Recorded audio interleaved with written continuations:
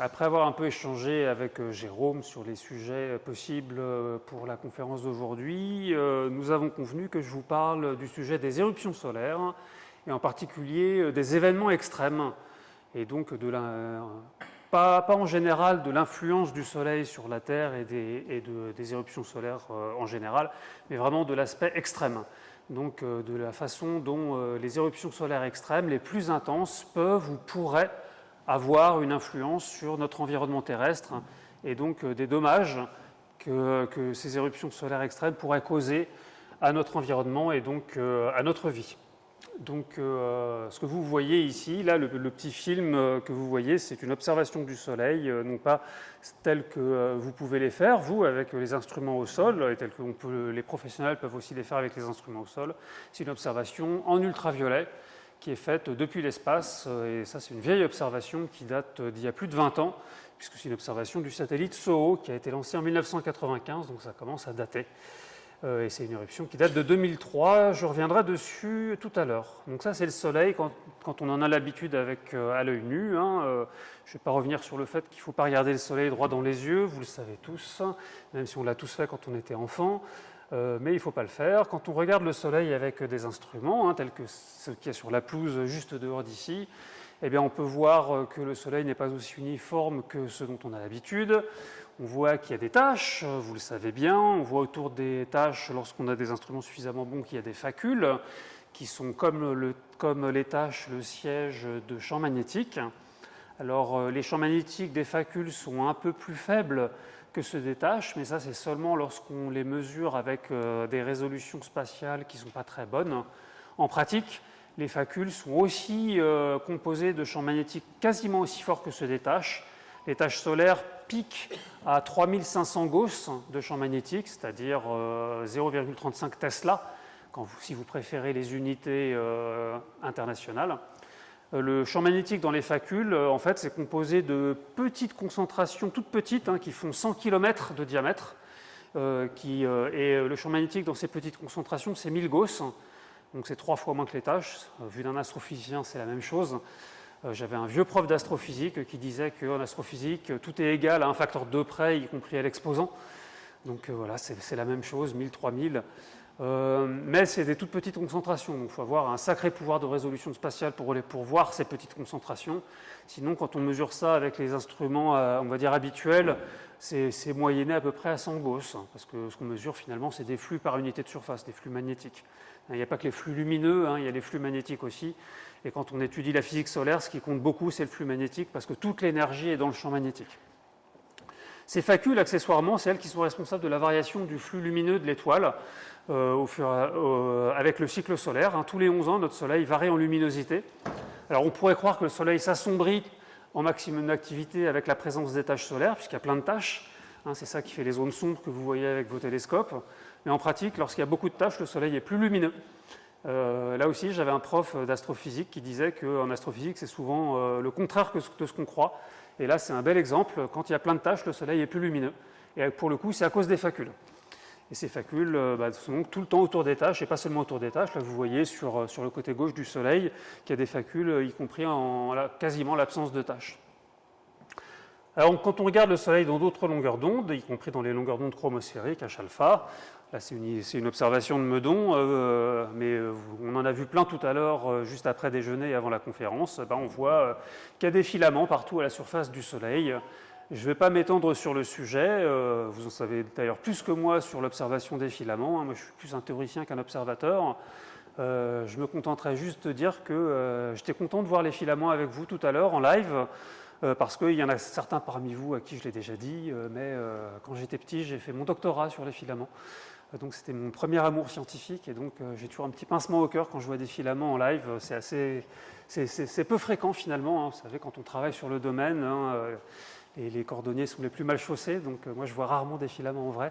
Et donc j'ai toujours une petite émotion quand je les vois en vrai. Donc voilà, merci de m'avoir montré ça tout à l'heure. Quand on monte un peu dans l'atmosphère, en fait, on voit des boucles coronales. Là, c'est des observations en UV avec le satellite SDO de la NASA qui, pour le coup, vient de voir son budget divisé par 2 grâce aux décisions du président des États-Unis. On le remercie. Et donc, les boucles coronales sont des régions qui sont très instables. On voit de la matière à 1 million de degrés, avec des rayonnements qui n'atteignent pas le sol. C'est pour ça qu'il faut les voir dans l'espace. Et ces boucles peuvent voir l'envol de filaments. C'est ce qu'on voit ici avec les éruptions. Les manifestations des éruptions sont très variées. Ça produit des oscillations de boucles coronales. Ça produit des embriancements qu'on appelle le flair, qui produisent des rayonnements dans toutes les longueurs d'onde du spectre lumineux, des ondes radio jusqu'aux rayons gamma. Évidemment, ce n'est jamais les mêmes instruments qui permettent de les voir. Ça produit énormément de choses. Et donc ces éruptions sont initiées dans la couronne et proviennent donc de l'énergie magnétique qui est issue des taches solaires.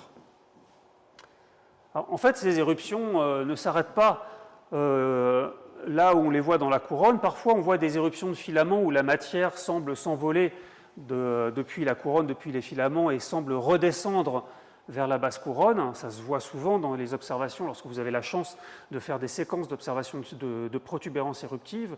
Mais en pratique, la matière coronale s'envole et peut aller très loin, peut se propager dans le vent solaire. C'est ce qu'on voit ici avec une observation de l'instrument WISPER qui est à bord de la sonde Parker Solar Probe, qui est une sonde de la NASA qui est en orbite autour du Soleil. Et là, vous avez des observations des imageurs de la sonde PSP qui regardent sur le côté du Soleil, qui ne peuvent pas regarder le Soleil parce que sinon ça cramerait, c'est beaucoup trop proche du Soleil. On a le Soleil qui est indiqué sur la gauche, mais ce n'est pas une observation de PSP. Les observations de PSP sont les deux cadrans sur la droite. Et vous voyez ici une éjection de masse coronale qu'on voit là, cette sorte d'arche qui ressemble un peu comme un crochet, comme une concavité qui s'échappe du Soleil. En fait, c'est la signature de ce filament éruptif qui est parti du Soleil et qui s'échappe dans le vent solaire. Et parfois, ces objets-là donc, vont vers la Terre. Alors, en pratique, les éruptions ne produisent pas qu'un flair lumineux et une éjection de masse coronale, mais le gros sujet des éruptions solaires et aussi leur grand danger, ce sont les particules énergétiques qui sont produites par ces éruptions. Ces particules énergétiques, alors là, vous ne les voyez pas vraiment très bien sur l'image de gauche, qui est donc une observation en UV, mais vous allez mieux la voir, enfin je l'espère, sur le film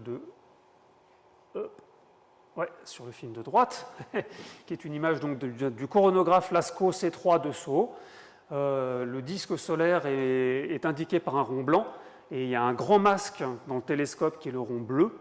Et vous voyez à peine l'éjection de masse coronale parce qu'immédiatement vous avez une sorte de neige qui apparaît et le détecteur se retrouve bien malgré lui transformé en détecteur de particules. Vous avez des impacts d'électrons et de protons qui viennent taper sur le caméra CCD et en fait la caméra se retrouve saturée par ces particules qui viennent taper sur le détecteur et qui sont l'impact de ce qu'on appelle des Solar Energetic Particles, qui sont les particules énergétiques solaires qui ont été accélérées, certaines par le flair, d'autres par l'éjection de masse coronale, et qui se promènent dans l'espace, qui rendent d'ailleurs l'espace extrêmement hostile, et donc qui viennent la taper sur le détecteur et qui parfois peuvent venir taper sur l'environnement terrestre. Alors évidemment, on n'a pas que des instruments non dédiés aux particules qui les observent, on a des instruments dédiés aux particules. Voilà. On a des instruments qui mesurent le flux de protons. J'aurai très peu de figures un peu compliquées comme ça, j'ai surtout des figures d'images. Là, vous avez des courbes qui montrent le flux de protons en fonction du temps pour un événement qui a une éruption dite de classe M9. C'est une éruption très intense, mais pas les plus intenses. Vous avez différentes courbes. En gros, la courbe verte, c'est pour les protons les plus énergétiques. La courbe rouge, c'est pour les protons moyennement énergétiques. Et les bleus, c'est intermédiaire. Et ce que vous voyez dans cette éruption, c'est que lorsque vous avez l'événement à protons qui a eu lieu, les protons les plus énergétiques ont un flux multiplié par 100. Et les protons pas très énergétiques ont un flux multiplié par 1000. Donc là c'est ce qu'on appelle un événement à protons, où des protons énergétiques sont envoyés dans l'espace par l'éruption.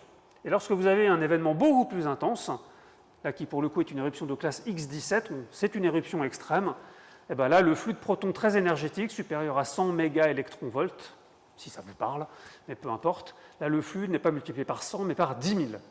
Donc là pour le coup vous avez vraiment ce qu'on appelle une éruption extrême. Alors tout ça, en fait, peut aller vers la Terre. Là, l'animation que je vous montre, c'est une vue d'artiste, ce n'est pas une vraie observation. Vous avez donc le Soleil avec le flair qui va faire un flash lumineux. Ce flash lumineux est accompagné de l'éjection de masse coronale. Cette éjection de masse coronale se propage dans l'espace, qui n'est donc pas vide, contrairement à ce qu'on entend parfois, l'espace est loin d'être vide.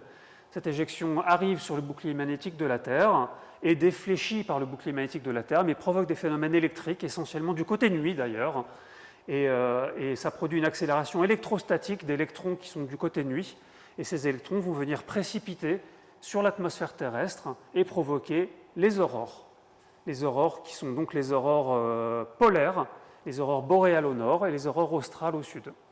Alors les aurores, on peut les voir aussi depuis l'espace. Là, vous avez un film de la Station spatiale internationale, qui est donc en orbite autour de la Terre, en orbite basse. Et donc, depuis la Station spatiale internationale, les astronautes peuvent voir régulièrement des aurores qui apparaissent donc à une centaine de kilomètres d'altitude au-dessus de la surface terrestre et qui sont donc produites par ces électrons qui viennent taper sur l'oxygène atomique et produire des rayonnements verts et rouges selon l'arrêt qui est excité par l'impact. Alors, tout ça serait bien sympa. Si ça ne produisait pas d'autres problèmes, évidemment c'est écrit trop petit, donc ne cherchez pas à lire, ce n'est pas très grave. Il y a beaucoup d'autres conséquences qui résultent de l'interaction entre les éruptions solaires et la Terre.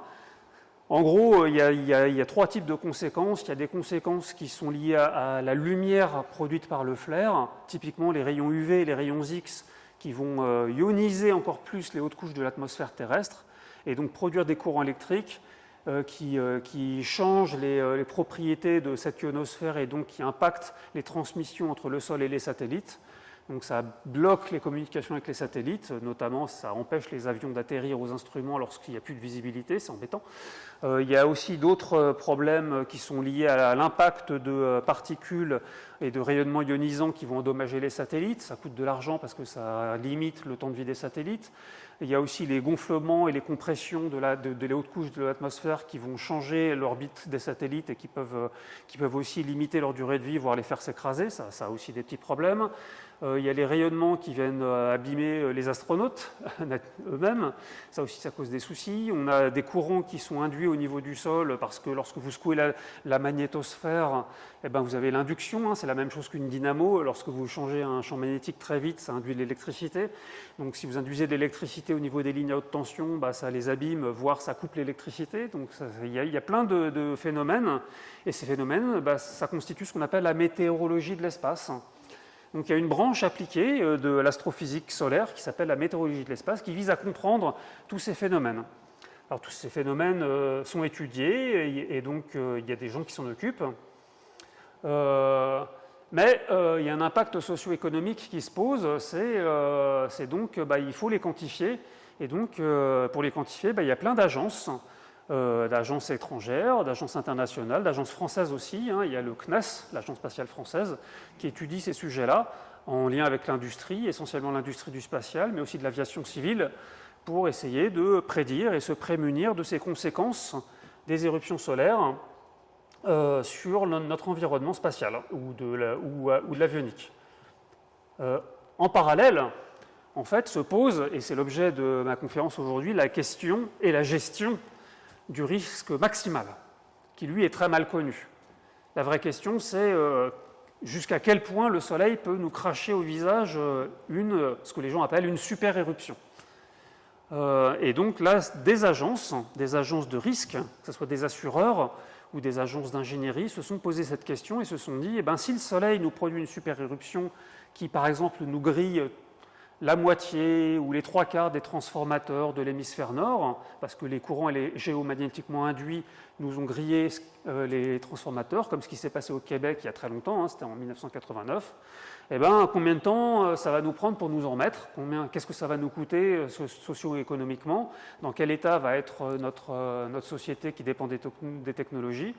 Et donc, ils ont estimé, selon le rapport, parce que tout ça est quand même fait un peu au doigt mouillé, mais ils ont estimé que ça coûterait entre 4 et 2000 milliards de dollars ou d'euros, selon que vous voulez les compter, à la société pour s'en remettre. Et que ça pouvait aller jusqu'à 5 à 10 ans de travaux pour s'en remettre, parce qu'évidemment, personne n'a tous les transformateurs pour les lignes à haute tension pour s'en remettre. Donc c'est quand même des rapports qui sont assez alarmistes. Mais quand on lit ces rapports, en fait, ils font tous un peu l'impasse sur... oui, mais ils étudient les conséquences de tous ces transformateurs qui disparaissent. La vraie question, c'est, ils font l'impasse sur, mais le Soleil est-il vraiment capable de griller tous nos transformateurs? Et là, il y a un vrai sujet de recherche fondamentale. On n'est plus dans la recherche appliquée, on n'est plus dans la météorologie de l'espace, on se pose la question jusqu'à quel point le Soleil peut produire une éruption qui va avoir ces effets-là. Et donc on se pose cette question-là, et donc les chercheurs se sont mis à se poser cette question-là. Quel est le risque maximal, quelle est l'énergie maximale que le Soleil peut produire pour une éruption? Et c'est une question qui n'est pas si simple que ça. Comment va-t-on faire pour évaluer ce risque maximal? Donc la première question qu'il faut se poser, c'est d'où viennent les éruptions solaires? Car si on veut se poser la question du risque maximal, il faut déjà comprendre les éruptions qu'on connaît. Donc les éruptions, évidemment, elles viennent des couches profondes du Soleil. Et pour ça, il faut savoir comment fonctionne le Soleil en interne. Donc, donc je ne vais pas rentrer dans les détails. Vous avez eu une conférence hier sur l'intérieur du Soleil. Moi, je vais me concentrer sur ce qui se passe à l'extérieur. Et en pratique, en fait, tous ces champs magnétiques qui se déploient à l'extérieur et qui deviennent instables pour faire les éruptions solaires, ils viennent de l'émergence de poches de gaz magnétisés qui ont été vidées de matière et qui se retrouvent soumises à la force d'Archimède, de la même manière que lorsque vous preniez un bain quand vous étiez enfant, vous mettiez une bouteille dans le plastique vide et vous la mettiez dans l'eau, vous la lâchiez, la bouteille, et elle remontait à toute vitesse parce qu'elle était vide.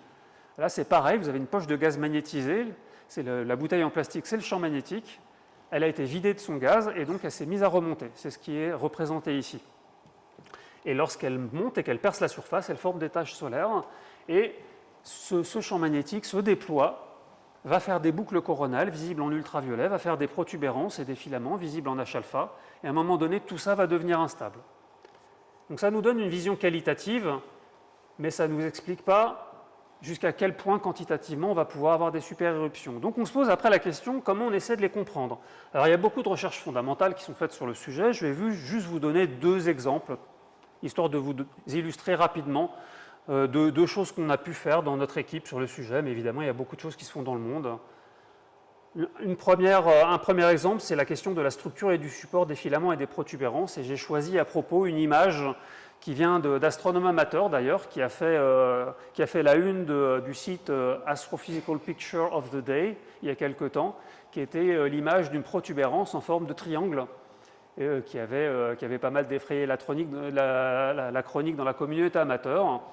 Et donc, en fait, c'est quelque chose qu'on peut expliquer dans les modèles modernes de protubérances solaires, dans lesquels la matière est suspendue contre la gravité dans ce qu'on appelle des hamacs magnétiques, ça ce qui est représenté avec le petit chien là, qui est suspendu dans son hamac, où la matière est dense comme le petit chien, elle voudrait tomber, mais le champ magnétique fait office de hamac avec une force qui a un peu la même nature que la force de Laplace, pour ceux qui ont fait de la physique quand vous étiez petit au lycée. Et donc cette force de Laplace pousse vers le haut, la gravité pousse vers le bas, donc la matière elle reste suspendue, et en fait on peut étudier des géométries globales du champ magnétique à grande échelle, mais qui, lorsqu'on les met dans le bon angle, avec les bons effets de projection, eh ben, on peut retrouver, c'est l'image de droite, on peut retrouver ces formes en triangle qui ne sont que le résultat d'un effet de projection d'une structure tridimensionnelle, qui n'a pas du tout cette forme de triangle en vrai, qui a une forme qui ressemble en fait à une corde, mais lorsqu'on la regarde avec le bon angle, eh ben, on voit un triangle. Et c'est un pur effet de projection d'une structure 3D, mais qui est projetée sur le plan du ciel. C'est un premier exemple. Un deuxième exemple, eh ben, c'est justement l'étude de la configuration et de l'instabilité de ces cordes magnétiques qui vont résulter dans l'envol des filaments, et donc l'initiation des éjections de masse coronale. Et donc on forme des cordes magnétiques, c'est ce qui est représenté ici en violet, entouré de 2 boucles, et on étudie les seuils d'instabilité de ces cordes magnétiques, et juste en dessous du seuil, la corde, elle va se mettre à gigoter dans tous les sens, mais elle ne s'envole pas, et juste au-dessus, elle s'envole. Donc là, c'est juste en dessous de l'instabilité, c'est à gauche, elle gigote, mais elle ne s'envole pas, alors que juste au-dessus de l'instabilité, qui est à droite, elle se met à gonfler d'un seul coup et elle devient une éjection de masse coronale. Et quand on réussit à quantifier ce seuil d'instabilité, eh bien on réussit à quantifier le démarrage d'une éjection de masse coronale, et ça nous permet d'établir des critères quantitatifs pour le développement de météorologie de l'espace, puisque c'est comme ça qu'on va prédire l'envol et donc le démarrage des éjections de masse coronale. Donc on fait de la recherche fondamentale aussi en amont de la météorologie de l'espace, ce qui n'est pas le même métier que prévisionniste, mais c'est le métier des astronomes de faire de la recherche. Alors une fois qu'on a compris qualitativement et qu'on commence à avoir des éléments quantitatifs sur les éruptions, on essaie d'évaluer maintenant le risque maximal. Et donc on cherche de plein de manières différentes. Et là, ce que je vais vous présenter, c'est les travaux de plein de groupes différents, où on en est dans cette connaissance. Donc, ce que les gens ont fait, c'est commencer par étudier les éruptions, d'abord les éruptions qu'on a déjà vues, pour essayer de voir lesquelles peuvent être les plus fortes. Évidemment, la première qui vient à l'esprit, peut-être certains d'entre vous en ont entendu parler, c'est l'événement dit de Carrington, qui est connu ou reconnu ou réputé comme étant la plus grosse éruption qu'on ait jamais vue, qui date de 1859. Alors, ce qu'on voit à droite ici, c'est des dessins, puisqu'évidemment à l'époque il n'y avait pas de caméra ou d'appareil photo pour prendre, donc c'est des dessins des taches solaires de l'époque. Et puis ce qu'on voit à gauche, c'est les points sur la carte du monde, c'est des points où on a vu des aurores, donc à très très basse latitude, loin des aurores habituelles. Et puis en bas, là, c'est une lithographie de l'époque de télégraphes. Et puis à l'époque, on a vu que les télégraphes en fait fonctionnaient même quand ils étaient débranchés. Donc il y avait des courants électriques qui se promenaient même en étant débranchés. Il y a eu des feux de télégraphe. Et puis les opérateurs de télégraphe aussi se sont pris des chocs électriques. Donc ça vous parle de à quel point cette éruption solaire a eu des effets importants électriques au niveau du sol, ce qui est quand même assez rare. Alors le problème, c'est qu'on n'avait pas de mesure directe en 1859, il n'y avait pas de classe X des éruptions, parce que les rayons X n'avaient pas encore été inventés. Il n'y avait pas de mesure bolométrique des flux lumineux, donc on ne sait pas, en fait, pas vraiment quantifier directement l'énergie de cet événement. Donc quels autres événements on peut regarder ? On peut regarder le grand blackout du Québec de 1989, avec ces fameux transformateurs brûlés, là c'est ce que vous pouvez voir sur l'image au centre. C'est une observation, c'est un événement de classe X15. On peut voir aussi cet événement que je vous ai déjà montré tout à l'heure, qui est l'événement du 28 octobre 2003, que je vais appeler jusqu'à la suite de cet exposé l'événement de Halloween, puisque ça correspond à la date, qui a une éruption de classe X17. Alors c'est bien de classer les éruptions par classe M, classe X et tout ça, mais ce ne sont que des classements qui sont basés sur le flux lumineux en rayons X, ça ne nous parle pas de l'énergie de l'éruption. Alors on a besoin d'énergie quand on veut faire de la physique. Donc comment les gens sont passés des classes des éruptions en rayons X en énergie ? Ils ont utilisé des mesures de luminosité totale de l'éruption, c'est ce qu'on voit sur ces graphiques. Par exemple, là, sur ces graphiques, sur les images de haut, ils ont fait des mesures avec des mesures dans l'espace, évidemment, il ne faut pas être pollué au niveau du sol. C'est la luminosité totale, ils ont intégré la luminosité totale en fonction du temps pour certaines éruptions. Et puis en bas, ils ont intégré la luminosité totale en rayons X pour ces éruptions. Et donc, ils ont pu faire des corrélations pour plein d'éruptions. Et donc, ils ont pu établir une corrélation entre l'énergie en rayons X et l'énergie totale pour des éruptions de différentes classes.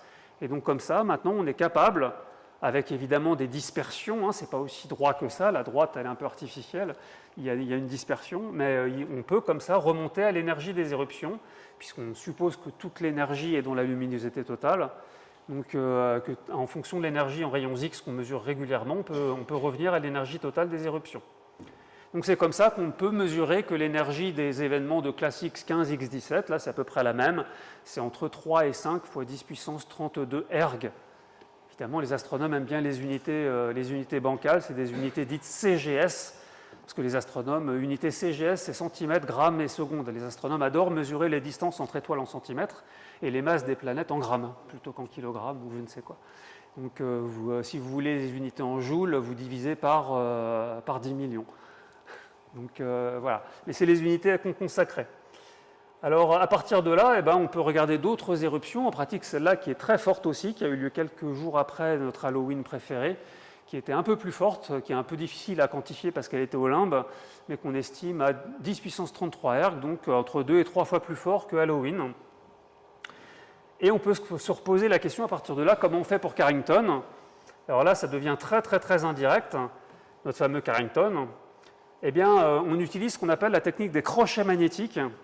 Parce qu'on sait on sait maintenant, ce qu'on ne savait pas vraiment à l'époque, mais on sait maintenant que lorsqu'il y a une émission en rayons X qui vient d'une éruption solaire, ça induit des courants électriques dans l'ionosphère, et par, vous savez, hein, les courants électriques avec le champ magnétique qui tourne autour comme ça, hein, vous vous rappelez peut-être. Et donc un courant électrique, ça induit du champ magnétique, donc les magnétomètres au sol sur la Terre peuvent mesurer des variations du champ magnétique. C'est ce qui est représenté ici, là, hop. Là, par exemple, vous avez une petite variation du champ magnétique au sol qui est induite par les rayons X des éruptions. Là, c'est Halloween, 28 octobre 2003. Là, c'en est un autre. En utilisant des observations actuelles, contemporaines de ces crochets magnétiques, on peut calibrer la variation du champ magnétique terrestre en fonction du flux en rayons X. Alors, à l'époque, en 1859, il n'y avait pas d'observation en rayons X, mais il y avait des observations du champ magnétique terrestre. Donc, ce qu'on peut faire, c'est en utilisant les observations du champ magnétique terrestre de l'époque, on peut imaginer quel était le flux en rayons X de l'événement de Carrington. Et comme on a déjà calibré le flux en rayons X avec la luminosité totale, on peut avoir une idée de l'énergie totale de Carrington. Donc, avec le champ magnétique terrestre, on arrive à l'énergie X, donc on estime que Carrington c'était un X45. Et donc, on en déduit la luminosité totale de Carrington et donc l'énergie totale de Carrington. Et ça nous amène à estimer que Carrington était entre 4 et 7 fois plus énergétique que Halloween. Ce qui est pas mal quand même. Ce n'est pas non plus 10 000 fois, hein, donc ce n'est pas la fin du monde, mais c'est quand même pas mal. Alors maintenant, ça ne suffit pas. Hein, on se dit, est-ce qu'on ne peut pas avoir des événements plus intenses, notamment pour causer la fin du monde technologique, il faut sûrement avoir des événements plus intenses. Donc, est-ce qu'il y en a d'autres? Est-ce qu'il y a d'autres manières de faire? On se pose la question des événements à protons et notamment de ce que les gens appellent des ground level enhancements, comme leur nom l'indique, des accroissements de flux de protons au niveau du sol. C'est-à-dire que les protons ne sont pas arrêtés par la magnétosphère, ni même par l'atmosphère, mais arrivent jusque sur notre tête. Donc on regarde les événements, les GLE, et donc on fait la mesure très indirecte, ça dépend de modèle, je ne vais pas rentrer dans les détails, du nombre de protons en fonction de l'énergie des protons. Donc, ce n'est pas des spectres comme vous en avez l'habitude, avec des raies spectrales d'absorption, par exemple, comme dans la chromosphère. En fait, ça ressemble à ça ressemble presque à des lois de puissance, avec peu de protons de très haute énergie et beaucoup de protons de basse énergie. Vous en avez qui sont très bizarres, comme le noir ici, qui correspond à 1956, où il y a ce qu'on appelle un spectre dur, avec beaucoup de protons de haute énergie, mais pas beaucoup à basse énergie. Et puis vous en avez d'autres qui se comportent différemment. Bon, peu importe. Là, ici, vous avez l'événement du 20 janvier 2005 qui est particulièrement étudié dans la communauté. Et ça en gros, tout ça, ça correspond aux événements à protons les plus intenses modernes. Donc, qui sont déjà bien caractérisés, qui ne correspondent pas à la fin du monde non plus. Si on en revient à notre événement de Carrington, là, ici, on a les pics correspondent à l'affluence des événements de protons, tels qu'on peut les mesurer directement ou indirectement. En l'occurrence, les plus anciens, c'est très indirect, c'est mesuré avec des carottes de glace. On voit que Carrington est le plus intense et de très loin.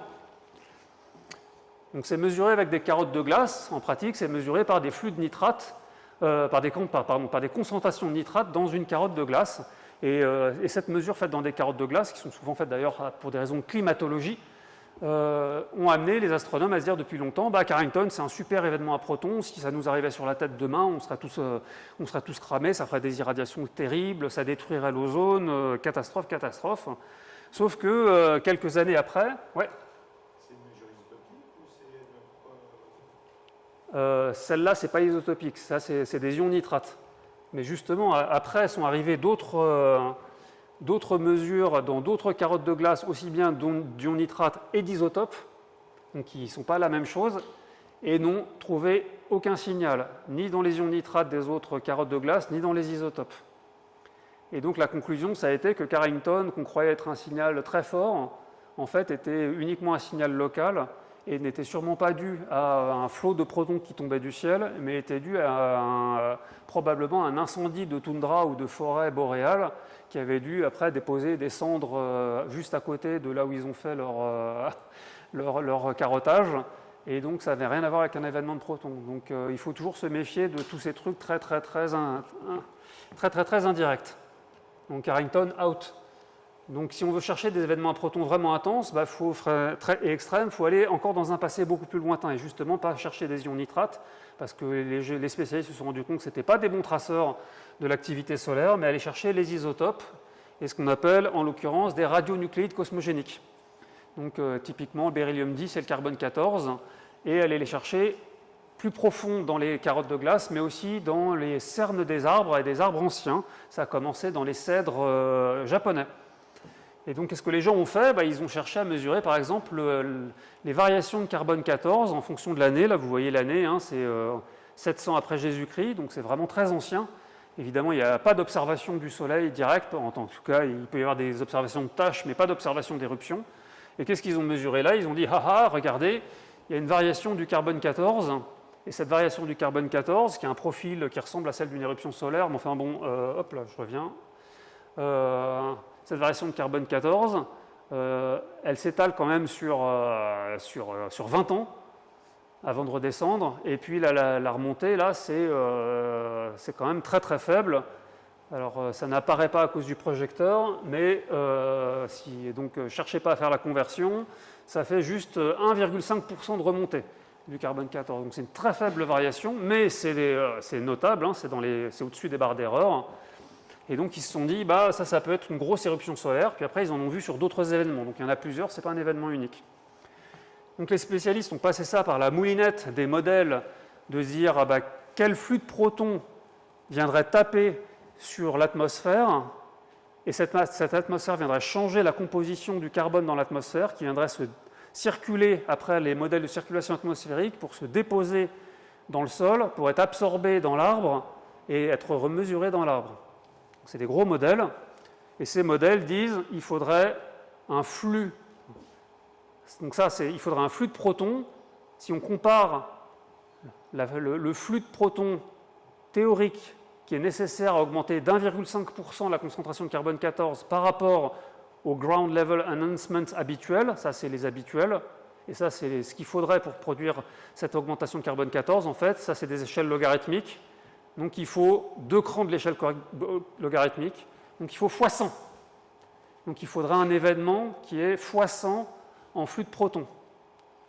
Alors x100 en flux de protons, vous vous rappelez, c'est très non linéaire tout à l'heure, en passant de l'éruption de classe M9 à l'éruption de classe X17, on passait d'une multiplication x100 à x10 000 pour l'énergie, pour la multiplication en flux de protons. Donc tout ça est très non linéaire. En fait, ça correspond à une éruption qui serait 20 fois plus forte que Halloween. Donc, c'est-à-dire 3 fois plus forte que... c'est ça, j'ai mis 4 fois plus forte que Carrington, c'est un peu caché. Alors, on est là bien plus fort que Carrington quand même, pour arriver à ça. Donc là, ça commence à devenir très méchant. La question, c'est est-ce que c'est réaliste? On n'est pas sûr, parce que quand on regarde la séquence des événements de Halloween, de octobre et début novembre 2003, en haut, là, c'est la courbe de Gauss en rayons X. En bas, c'est la mesure de protons par Gauss en orbite autour de la Terre. Et ce qui est indiqué avec les petits flashs, c'est les flares solaires. Et ce qui est indiqué par les éclairs, c'est les événements à protons. Et on voit là qu'en l'espace de quelques jours, là on a le 26 octobre et là on a le 7 novembre. En quelques jours, en fait, on a une série de flares et on a une série d'événements à protons. Donc là, on a peut-être 20 fois Halloween pour arriver à une augmentation de 1,5% de carbone, mais ça ne veut pas dire qu'il n'y a qu'un événement.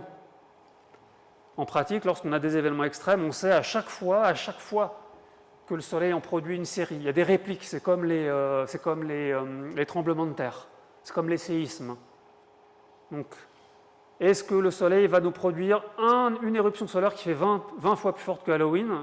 Est-ce qu'il en est capable? En vrai, on ne sait pas. Peut-être qu'en fait, qu'il a produit une série d'événements. Fort, intense, oui, mais pas forcément un qui fait 20 fois plus fort. On ne sait pas. On peut se poser les questions des tempêtes géomagnétiques majeures. En pratique, la manière dont le champ magnétique ici est affecté et secoué par l'impact de la CME, c'est ce qui est mesuré ici. Là, c'est l'événement 1989, c'est le blackout du Québec, avec le flare qui a lieu le 10 mars, la variation du champ magnétique qui a lieu le 13 mars, ce qui produit l'orage géomagnétique. Ce n'est que 1% de la variation du champ géomagnétique, mais c'est ça qui a fait cramer les transformateurs au Québec.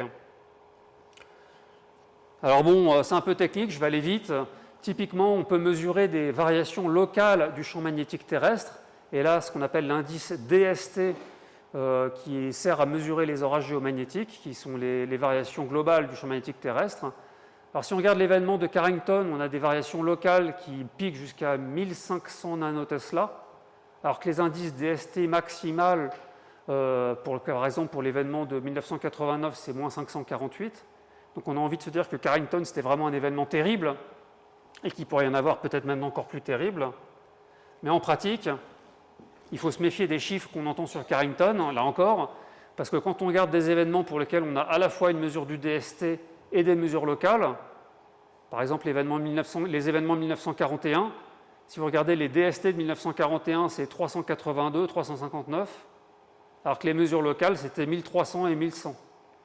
Et c'est là qu'il faut vraiment se méfier des chiffres, parce qu'une mesure locale, c'est une variation locale du champ magnétique, alors que le DST, c'est une moyenne azimutale à toutes les longitudes. Et en pratique, lorsqu'on fait une estimation de la valeur du DST pour Carrington, il est plutôt de 600. Ça reste beaucoup par rapport aux valeurs qu'on a là, 500, 400, 300, mais ce n'est pas non plus 1500. Donc, ce qui montre que tous les chiffres qu'on connaît pour Québec, Halloween et même Carrington, ils sont à des valeurs comparables à 40 ou à 60% près. Donc on n'a jamais vu d'orage géomagnétique qui cramerait toutes les infrastructures électriques au sol. Jamais. Donc tous les rapports qui disent qu'on pourrait cramer tous nos transformateurs au sol, aujourd'hui, avec les connaissances qu'on a aujourd'hui, c'est de la science-fiction.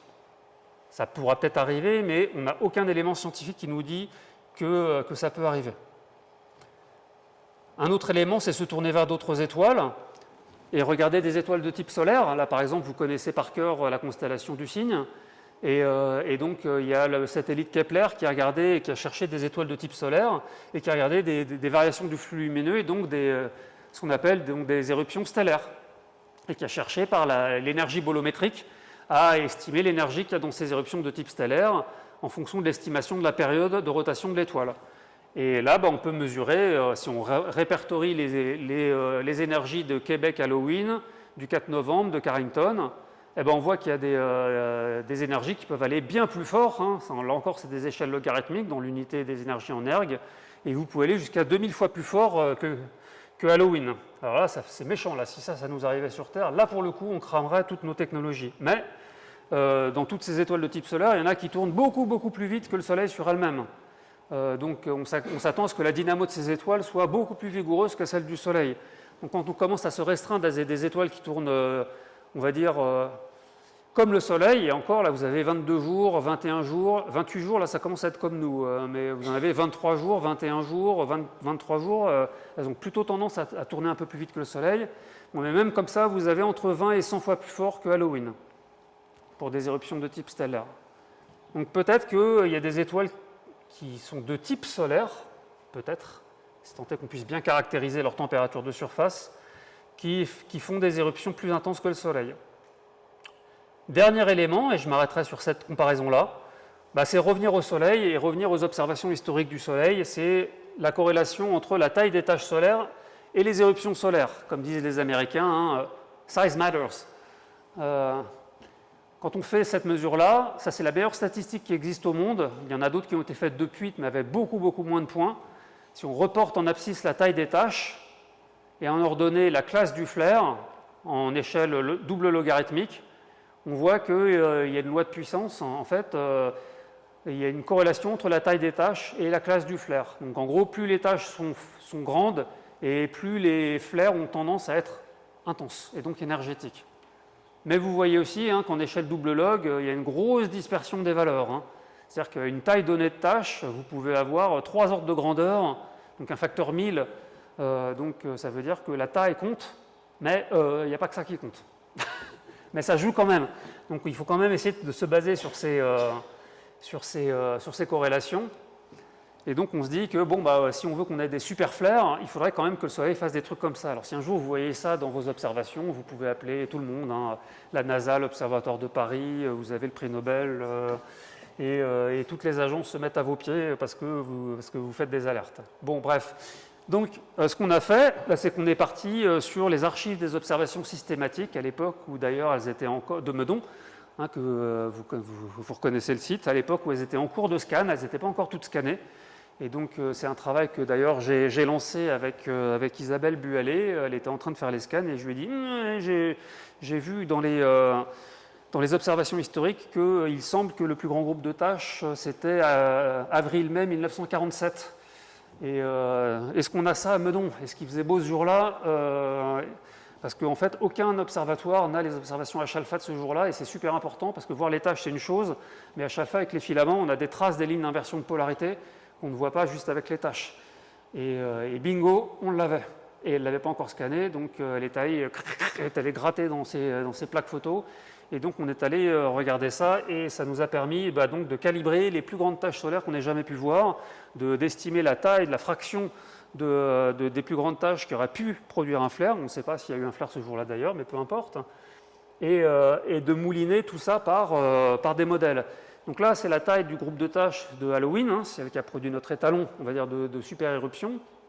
Et voilà, avril 1947. Costaud quand même. Et donc, on a mouliné ça par des modèles qu'on avait fait, des modèles en magnéto-hydrodynamique qui tournent sur des supercalculateurs qui sont là. Et donc, ces modèles produisent des énergies, mais qui sont des nombres sans dimension, parce qu'on peut calculer tout ça sans dimension. Et puis, on remet les modèles à l'échelle, et à l'échelle du plus grand groupe de tâches. Et donc, on peut voir quelle est l'énergie prédite par les modèles. Et donc, on arrive à ça. Donc, ça, c'est les énergies prédites par le modèle. Je vous passe les détails. Et en disant, avec les observations, on sait qu'il n'y a qu'un tiers de la surface qui produit le flare. Donc voilà, on a 3 bipôles, et un bipôle qui va produire l'énergie, et donc voilà les énergies qui vont être produites. Donc en fonction de la taille de ce qu'on voit sur le Soleil, on sait quelle énergie peut être produite. Donc si on reporte ces groupes de tâches sur le Soleil, on voit quel type d'énergie peut être produite, et en fait ça marche à peu près pour les flares déjà passés, ce qu'on a vérifié évidemment. Donc on a donc une prédiction du flare qui aurait pu avoir lieu ou qui a eu lieu, on ne sait pas, depuis cette région-là. Et ça correspond à 10 fois plus fort que Halloween, grâce aux observations historiques de Meudon, qui n'auraient pas pu se faire s'il n'y avait pas eu des gens dans le passé qui avaient fait ces observations continues. Donc on a plein de métriques finalement pour estimer l'énergie maximale des éruptions qui sont toutes aussi imparfaites les unes que les autres parce qu'elles sont toutes indirectes, elles reposent toutes sur des modèles, sur des observations incomplètes. Donc où on en est? Quelle pourrait être la plus forte tempête solaire possible par rapport à Halloween et Québec qu'on peut considérer comme des étalons, des éruptions de classe X10 à 20? La première qu'on peut se dire, c'est finalement Halloween et Québec, c'est l'étalon et on ne peut pas faire plus. Même Carrington, ça ne fait pas plus, parce que finalement, quoi qu'on fasse d'autre, il y a des gens qui le disent, trop d'incertitudes existent sur l'estimation de l'énergie des événements observés par d'autres méthodes que les méthodes les plus directes. Et les plus directes, c'est Saint Thomas, je ne crois que ce que je vois. Tout le reste, c'est indirect, donc c'est vaseux. Donc il n'y a que ça sur lequel on peut avoir confiance. Donc finalement, le Soleil ne peut rien faire d'autre que ce qu'on a déjà vu directement avec ces événements-là. Donc finalement, il n'y a aucun risque. Enfin, aucun risque autre que ceux qu'on connaît déjà, qui sont déjà pas mal, qui sont technologiques, qui ont des coûts, mais en tout cas, il n'y a aucun risque aucun risque, on va dire, systémique ou humanitaire. L'autre, c'est de dire que c'est que Carrington, qui est x5 par rapport à ça, on sait l'estimer grâce au fameux crochet magnétique, et c'est ça le maximum. L'autre, c'est de dire, le risque maximum, c'est x10 en énergie par rapport à notre étalon, basé sur les tâches historiques de Meudon et les modèles magnéto-hydrodynamiques. L'autre, c'est de dire, c'est plutôt x20, qui est basé sur les mesures des radionucléides dans les cernes des arbres et dans les carottes de glace, mais sachant que tout ça passe aussi par une batterie de modèles et de moulinettes, des protons qui retombent, qui se répandent dans l'atmosphère, qui retombent dans le sol, et en admettant qu'il n'y ait pas des répliques d'éruption. Et ça peut être aussi les valeurs qui sortent des étoiles de type solaire qui tournent avec une rotation égale à celle du Soleil. Et jusqu'à 2000, c'est si on intègre toutes les étoiles de type solaire. Donc voilà tous les résultats qu'on peut obtenir. Alors où se trouve la communauté scientifique là-dedans? Parce que vous avez appris, grâce à d'autres thématiques, il faut savoir où est le consensus scientifique. Alors le consensus scientifique n'est pas unique. En fait, les scientifiques se placent comme ça, avec les petits bonshommes qui sont là. Donc on va dire, vous en avez quelques-uns qui considèrent que Carrington c'est le maximum et qu'on ne peut pas vraiment considérer au-delà parce que c'est trop vaseux. Vous en avez quelques-uns qui considèrent que jusqu'à 2000 fois Halloween c'est une possibilité et donc que le risque catastrophique existe.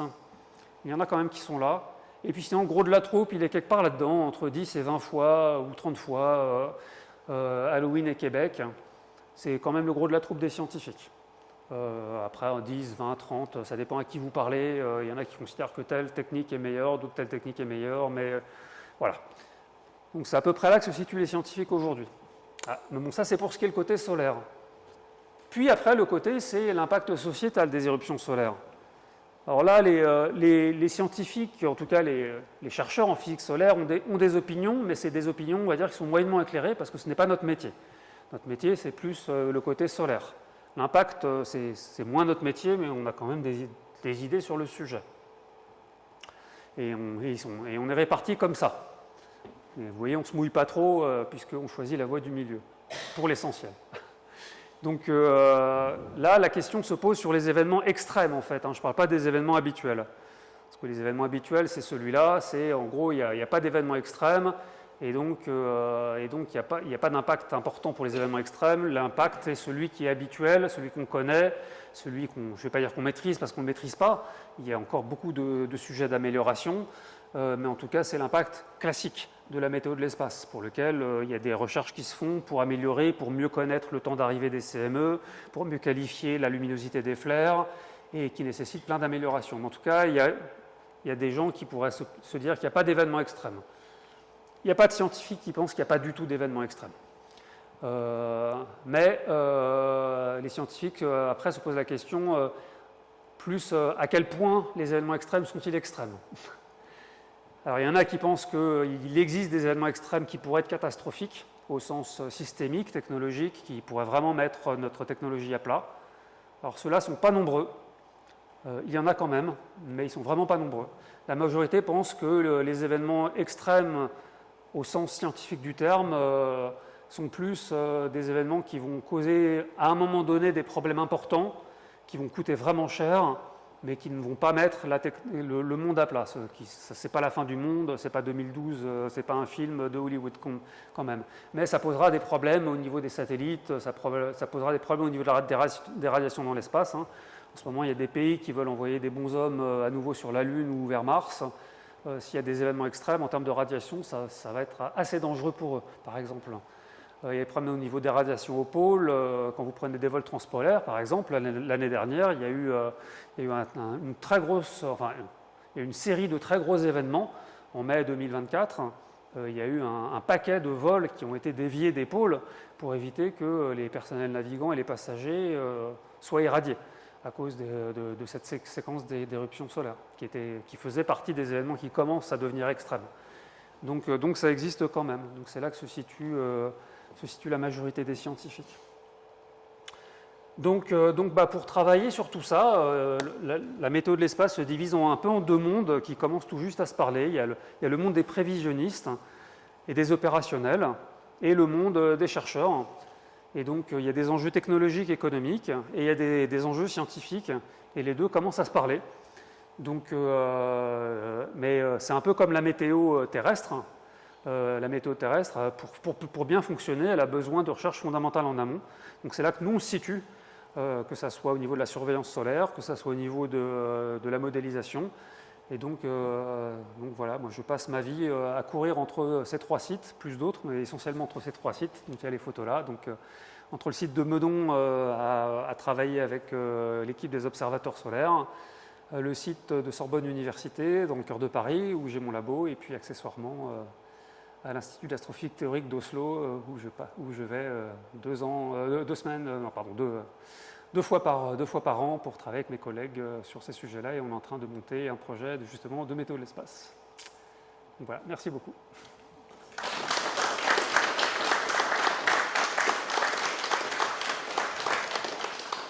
Est-ce que vous avez des questions ? Est-ce que vous pouvez expliquer ce qui cause la variabilité du flux énergétique? Est-ce qu'il y a un stockage dans la tâche solaire, de l'énergie. Pourquoi est-ce qu'il y a de l'énergie qui est produite? Ou est-ce que c'est au niveau de la production qu'on a au niveau nucléaire interne une variabilité de la production d'énergie? Comment ça se fait qu'il y ait une variabilité en fait? D'une éruption à l'autre, hein. Non, qu'il y ait une variabilité du flux énergétique qui sort de la surface du Soleil. Ah, globalement, du Soleil. Ouais. C'est une vaste question. Parce que pourquoi, finalement, est-ce que c'est de l'énergie qui est produite de manière ultra continue et il y a un endroit où ça stocke et à un moment donné ce stock est relâché? Ou alors est-ce que c'est vraiment l'origine de fusion ou des choses de ce type-là? Parce qu'en considérant ça, en comprenant bien ça, je suppose qu'il serait possible de modéliser les fourchettes. S'il y a un truc qui est stockable, voilà, si ça dépend de la surface des tâches. Ouais. Ça, en fait, ça vient pas de. Enfin, ça vient pas. C'est une longue chaîne qui. C'est une longue chaîne qui vient de. Je ne sais pas jusqu'où il faut commencer. Ça vient de la rotation. Au début, ça vient de la rotation du Soleil. Donc la rotation du Soleil produit la dynamo solaire. Et au début, cette dynamo, on va dire, comme le Soleil tourne sur lui-même de manière. Au début, on va dire, globalement, c'est la rotation différentielle qui est. On va dire, qui est. Vue de très loin, elle est laminaire, mais rapidement, elle devient turbulente. Donc ça veut dire que le champ magnétique qui s'enroule à l'intérieur du Soleil, déjà, commence à être inhomogène. Alors après, il y a des poches qui se mettent à pousser à l'intérieur des hernies magnétiques, un peu comme si vous imaginez le champ magnétique, il faut l'imaginer comme des poches, comme des lacets, sauf que ce lacet n'est pas droit. Comme il est turbulent, il a des petites boursouflures. Et ces boursouflures, elles vont se retrouver, un peu comme des hernies, elles vont se retrouver à gonfler. Et elles vont gonfler sous la force d'Archimède parce qu'elles sont un peu moins denses que l'extérieur. Donc la gravité va faire que la force d'Archimède pousse vers le haut. Donc ces hernies vont pousser vers le haut et vont faire des taches. Donc rien que ça va créer des poches d'accumulation d'énergie magnétique qui sont localisées. C'est ça qui fait qu'on voit, par exemple, aujourd'hui, qu'on voit qu'il y a 3 zones ou 4 zones dans lesquelles il y a des taches rien qu'aujourd'hui sur la surface du Soleil, rien que qui nous fait face. Donc déjà, rien que ça fait des zones d'accumulation d'énergie magnétique. Et ça ne suffit pas à expliquer la variabilité parce que ces poches d'énergie magnétique ne vont pas constituer des réservoirs utilisables pour une éruption. Après ça, il va y avoir des mouvements supplémentaires qui vont rajouter des courants électriques. Et en fait, ces courants électriques vont créer des champs magnétiques qui tournent sur eux-mêmes, comme là encore, comme au lycée avec le courant électrique comme ça et le champ magnétique qui tourne autour. Et en fait, tout dépend de là où ces courants vont être amplifiés. Et ça va être lié aux mouvements de convection interne du Soleil qui vont à un moment donné, à certaines tâches et pas d'autres, produire des courants électriques. Et donc là où ces courants électriques vont être plus ou moins importants et vont se coupler de manière constructive ou destructive avec la géométrie des tâches telles qu'elles se seront formées par émergence, on va se retrouver avec un endroit où il y a suffisamment d'énergie et une géométrie qui permet ou pas une instabilité et qui fait qu'une éruption va se déclencher. Donc ça va être plein de facteurs qui vont de manière, on dit non linéaire, qui vont se cumuler constructivement ou pas pour former une éruption et qui aura beaucoup ou pas beaucoup d'énergie. Et comme c'est un phénomène qui est complètement non linéaire, ce n'est pas juste des éléments qui s'ajoutent facilement. D'où la grande difficulté à modéliser tout ça. J'ai coutume de dire que si on fait une comparaison avec la météo, c'est un peu comme si on essaie de prédire un ouragan, sauf qu'un ouragan, quand on regarde par exemple, la difficulté est beaucoup plus grande que celle d'un ouragan pour 2 raisons. D'abord, un ouragan, quand on essaie de le prédire en météo, on a des stations météo partout sur Terre. Nous, on n'a que quelques points d'observation, pour commencer. Et le deuxième élément, c'est qu'un ouragan, ce n'est qu'une variation de pression de 10% par rapport à la pression atmosphérique ambiante. Donc on peut presque modéliser ça de manière quasi linéaire par des théories perturbatives, pas tout à fait, mais presque. Alors que nous, les perturbations des quantités impliquées, souvent le champ magnétique et la température, c'est des variations plutôt de 300-400%. Donc nous, on a des variations de 300-400% dans une éruption, alors qu'un ouragan, c'est des variations de 10%. Donc on est dans un phénomène ultra non linéaire. Donc c'est beaucoup plus complexe à modéliser. Donc on est très en retard par rapport à la météo terrestre. Et on a plusieurs équations en plus, parce qu'on est en magnéto-hydrodynamique et non pas en hydrodynamique. Donc on rame. Puis on n'a pas la force en termes de moyens, parce qu'on n'a pas l'impact au jour le jour sur l'agriculture ou je ne sais quoi. Donc oui, vous avez raison, mais c'est beaucoup plus compliqué. Oui, en fait, est-ce qu'aujourd'hui on a un recensement des éruptions? Enfin, est-ce qu'il est intéressant d'avoir justement une prévision, une observation régulière des éruptions? Est-ce qu'on a un catalogue en quelque sorte? Est-ce que c'est intéressant d'avoir un catalogue? Est-ce qu'il existe? Est-ce qu'il est exploitable? Est-ce que vous pouvez en faire quelque chose?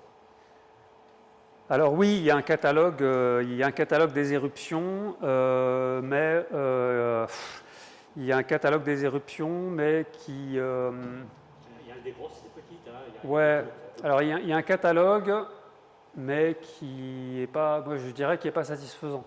C'est-à-dire qu'il y a un catalogue qui indique que tel jour à telle heure, il y a eu une éruption de telle classe, mais en gros, sinon, après, pour aller trouver le film de l'éruption ou toutes les données qui correspondent à cette éruption, ça n'existe pas.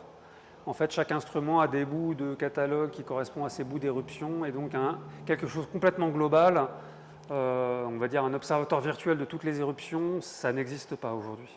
Ça pourrait exister. Ah oui, ça pourrait exister, oui. Ce serait intéressant. Qui existe aujourd'hui, vous prenez les SOSCAN et d'autres choses, pourquoi ne pas imaginer un jour une capacité d'observer 24 heures sur 24 sur le globe entier en continu avec un instrument rouge? Ah, c'est un gros travail de coordination. Ah, ça m'intéresse. C'est parce que ça fait partie des idées quand même. C'est-à-dire que la force des amateurs, vous savez, c'est ça d'être nombreux quand même, persistants. Et s'ils ont des instruments étalonnés et relativement cohérents entre eux, même très cohérents, à la limite, on peut imaginer, il y a la capacité de faire quelque chose. Et puis vous savez, ça motive les gens aussi.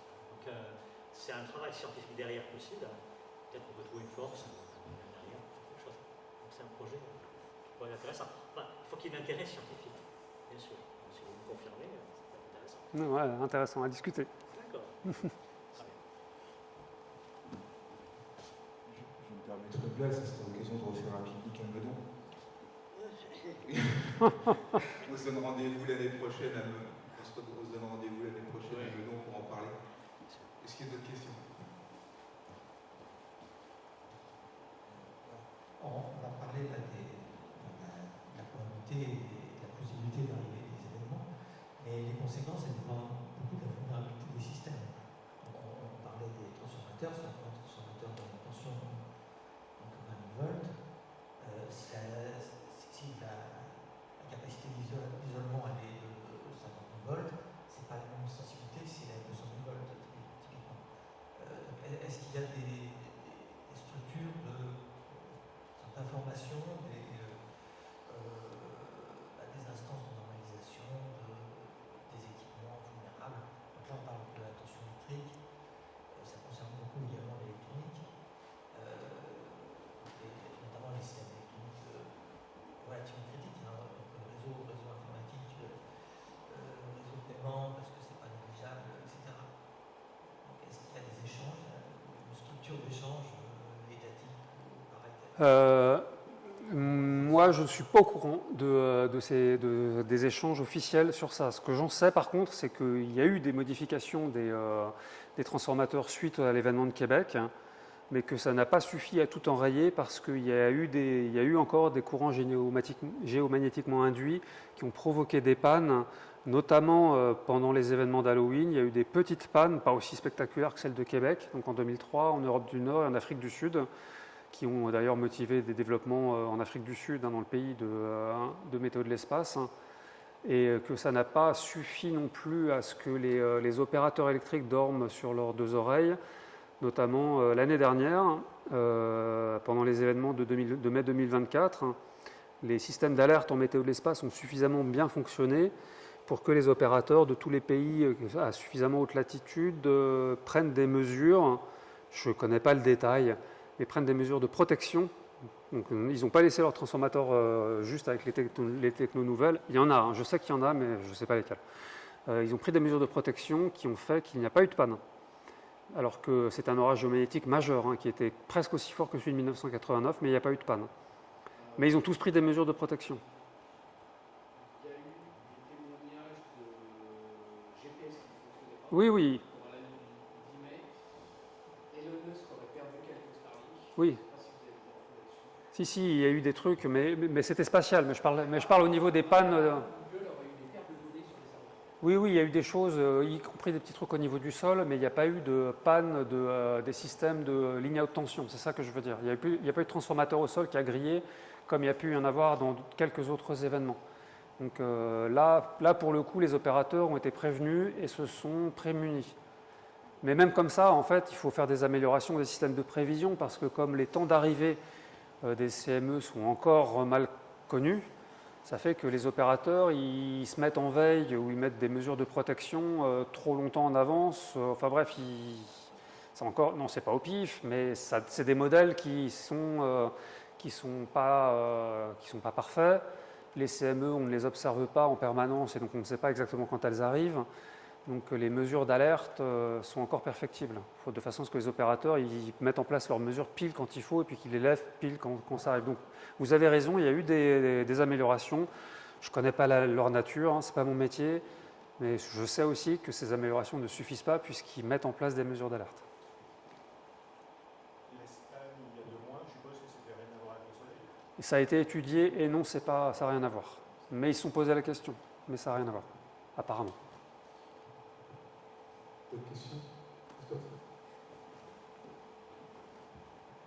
Je parlais justement du 10 mai avec des problèmes de communication GSM. Ouais. Donc ça, c'est certainement le monde. Plus l'événement est intense, plus les longueurs d'onde vont devenir courtes. Est-ce qu'on sait, alors là, c'est vraiment une question carrément pour mon boulot que je pose la question.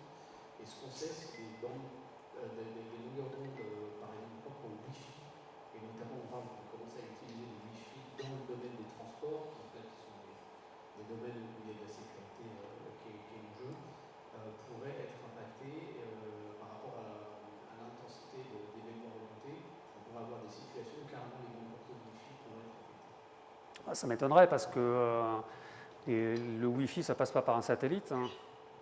Ça reste au niveau local. Ça reste effectivement au niveau local, mais globalement, on est sur des signalisations, pour être clair, c'est du CDTC, c'est la signalisation métro. Et là, on est dans une situation où en fait, la communication sol-bord est continue. Et si on a une perte de communication dans 7 secondes, il faut que ça va. Évidemment, c'est safe, mais là, on est dispo. Est-ce qu'on pourra avoir une situation où Je ne suis pas spécialiste du sujet, donc je ne vais pas répondre, mais je dirais au doigt mouillé, je ne vois pas le mécanisme parce que je ne sais pas. Mais d'un autre côté, c'est vrai que des courants géomagnétiquement induits, si on est sur un sol qui est très conducteur, pourraient provoquer des trucs au-dessus du sol. Mais je ne sais pas. Je sais pas. Là, moi, je pensais plus à l'aspect blackout radio. Ouais, mais le blackout radio, c'est avec. Alors, blackout radio, d'accord. Là, oui, donc. Il y a des radios amateurs. Donc, il y a des cas où le sol. D'accord.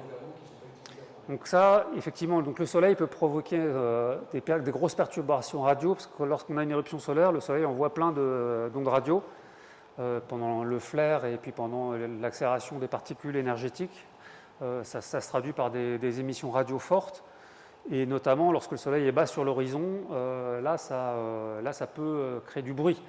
Donc si vous êtes sur les mêmes longueurs d'onde, donc sur la même bande spectrale, là vous vous retrouvez avec un bruit très fort. Là c'est possible, mais il faut voir dans quelle longueur d'onde vous êtes. Oui. Oui.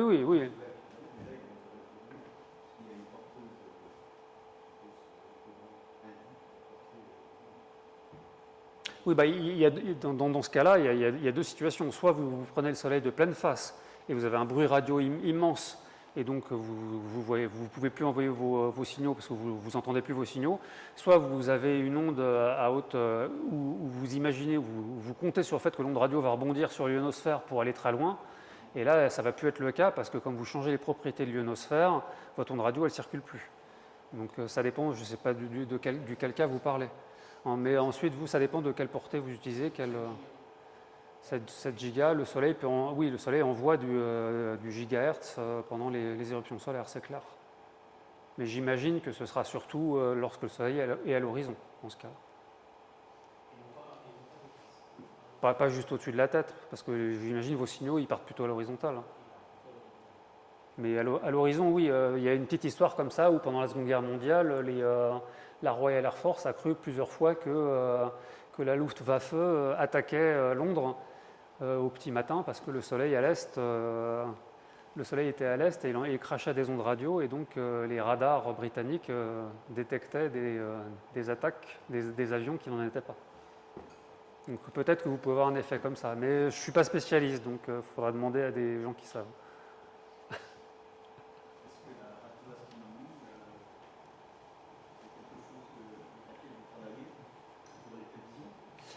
Oui, donc moi je ne suis pas radioastronome, mais j'ai une collègue dans mon labo qui est responsable du radiohéliographe de Nancy. Et donc en France, on a un système d'antenne radio par interférométrie qui observe le Soleil en ondes métriques et donc qui regarde des émissions qui se passent à très haut dans la couronne. Donc on n'est pas du gigahertz là pour le coup, on est plutôt de la centaine de mégahertz et qui regarde donc c'est des émissions produites par les électrons, les faisceaux d'électrons ou les éjections de masse coronale au moment où elles excitent la fréquence plasma qui, dans la couronne, là, cette fois, ce n'est pas dans l'ionosphère, et donc au moment où toutes ces choses-là se propagent dans la couronne, et donc on a des signatures locales de l'excitation de la couronne par les propagations. Et c'est intéressant parce que c'est une manière d'imager la propagation des Solar Energetic Particles depuis leur démarrage du Soleil, et en imagerie, plutôt que d'essayer de tendre localement, d'essayer d'envoyer des sondes locales pour les mesurer localement.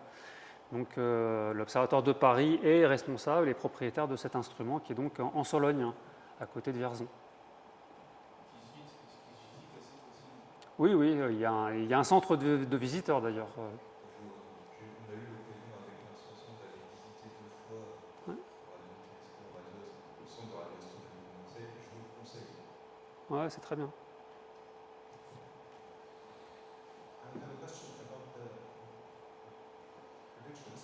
So with the, say, hurricanes on Earth, it's not that bad. We can make a prediction that in a few days a hurricane will make landfall somewhere and warn the people and so on. But for now, with solar flares, I can go to spaceweather.com where I can read something like the active region 1, 2, 3, 4, 5 has a beta, delta, gamma, and beta class, which harbors energy for X-class flares, and that's it. Do you think that, say, in the next 20 years, you will be able, with improved observation methods and modeling, you will be able to say instead that an X-class is coming in the next 6 hours? There's a middle ground between both already, which exists. So some colleagues have already made some researches and built estimators of flare likelihood based on various metrics, observed metrics based on observations, and those are hard to build because they estimated false positive detections, and all in all, I don't know if they're so good or so bad, but let's say they can make predictions with 40 to 60% predictions. I don't know if you consider 40 or 60% being good numbers or bad numbers, but that's where we stand right now. Some of those metrics are based on physics, some are purely empirical, based on observations, and let's see what it gives. And the thing is that they're not necessarily implemented on public pages. Spaceweather.com is actually an amateur website. So one of the things of implementing professional stuff like that is that somehow when you make something like that, the institute that pays you as a researcher becomes responsible for what is written. And there are some liabilities that come with it. So there's somehow some legal issues to turn some scientific results from a scientific research publication into some operational public web page or something. So, so that's why you can't necessarily find it. Even though there are publications that give these metrics, the point is that they are not automatically available. That's first part of the answer. Second part of the answer is, I hope. It will depend. I would say it will depend on the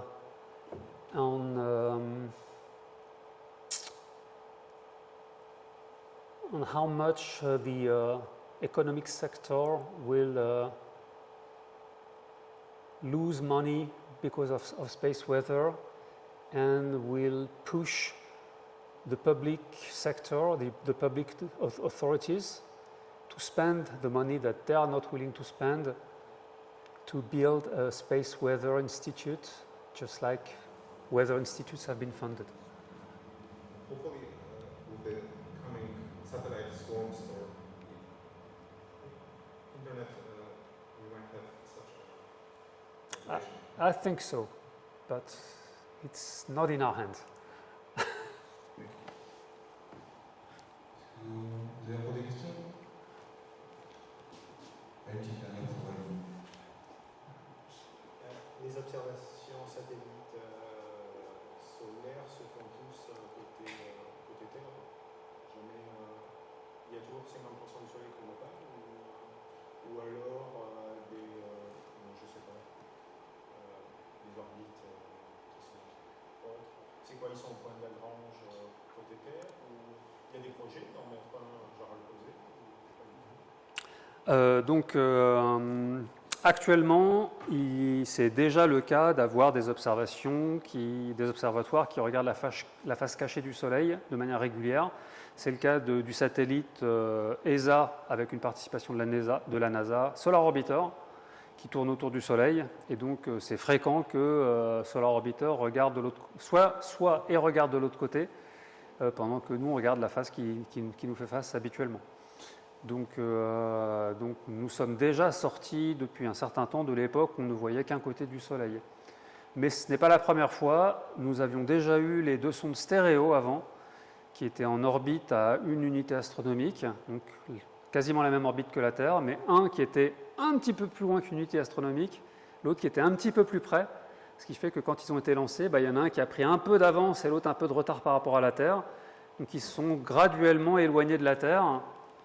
Et donc, à un moment donné, ils étaient tous les deux derrière le Soleil, d'ailleurs. Bon, maintenant, ils ne fonctionnent plus vraiment, quoi. Et donc, mais bon, Solar Orbiter a pris le relais. Donc, on a déjà eu, avant Solar Orbiter, de toute façon, des satellites qui regardaient derrière. Si, ils étaient en continu. Eux, ils étaient en continu, ce qui n'est pas le cas de Solar Orbiter, d'ailleurs. Un projet pour le futur n'est pas tant de regarder, il y a deux projets pour le futur qui ne sont pas tant de regarder derrière, mais de regarder à des angles différents. Il y a un projet qui s'appelle Vigil, qui est très tourné météo de l'espace, qui est de se placer à un point de Lagrange pour regarder les démarrages et le suivi des éruptions solaires depuis leur démarrage et pendant leur trajectoire, avec un imageur héliosphérique qui regarderait leur trajectoire jusqu'à la Terre, justement pour mieux préciser le temps d'arrivée des éjections de masse coronale.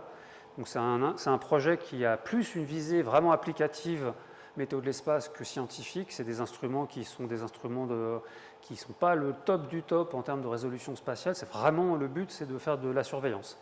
C'est des instruments synoptiques. Et il y a un autre projet, c'est de faire une orbite polaire, d'aller au-dessus des pôles. Et vraiment au-dessus des pôles. Solar Orbiter, il va juste sortir à 30 degrés ou en gros au-dessus des pôles, plus ou moins. Là, ce sera vraiment d'aller vraiment au-dessus des pôles, regarder les pôles. Et c'est très intéressant, aussi bien pour le vent solaire que pour la dynamo. Donc, ce n'est pas tant de regarder derrière, mais que de regarder à des angles où on n'a pas l'habitude de regarder. Donc, on verra. C'est pour le suivi météo, d'avoir en permanence les deux côtés du soleil. Ah bah si, ce serait intéressant évidemment, parce que pour le suivi des régions actives qui sont en train d'émerger du côté à l'arrière du soleil, avant de les voir apparaître de l'autre côté, c'est vrai que ce serait bien d'avoir le continu. Quand on fait des reconstructions du champ magnétique global du soleil, qui est quand même l'environnement dans lequel les régions actives apparaissent, ils vont former les CME. On sait déjà maintenant, avec les modèles du passé, on sait que lorsqu'une région active apparaît à un endroit, y compris du côté arrière du Soleil, ça change la géométrie globale du champ magnétique à grande échelle. Même une petite tache qui apparaît quelque part, ça peut changer la géométrie à grande échelle. Et donc c'est critique. Mais ben, on fait ce qu'on peut, hein, avec les moyens qu'on a.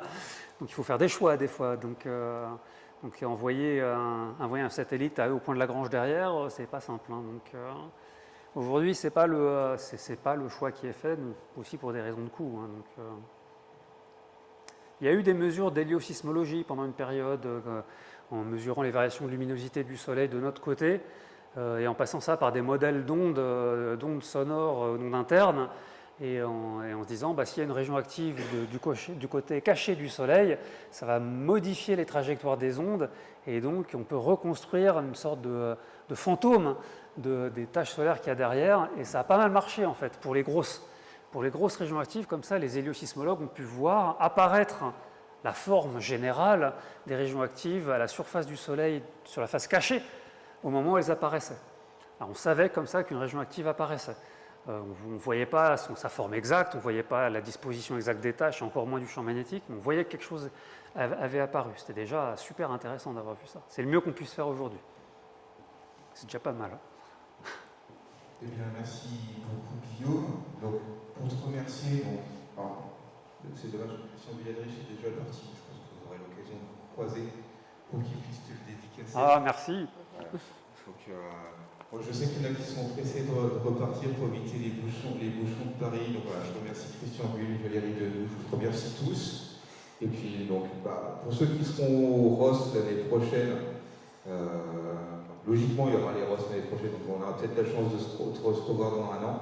Et sinon, le Soleil, dans 2 ans, ça sera ici, avec encore de meilleures conditions météo, d'encore meilleurs instruments. Je ne sais pas encore même ce que Christian et Valérie vont nous avoir avancé d'ici là, mais je suppose qu'on aura encore des surprises. Donc voilà, merci beaucoup. En tout cas, il doit nous rester de l'eau, la buvette doit être ouverte, j'en sais rien, parce que comme ça fait 1 heure je suis là, donc je ne sais pas ce qui se passe dehors. Donc voilà, si vous avez, même toi Guillaume, je t'ai ramené une bouteille d'eau si tu as ça, parce que tu as beaucoup parlé. Donc logiquement, si vous voulez vous désaltérer avant de partir de clôturer, la buvette doit être ouverte.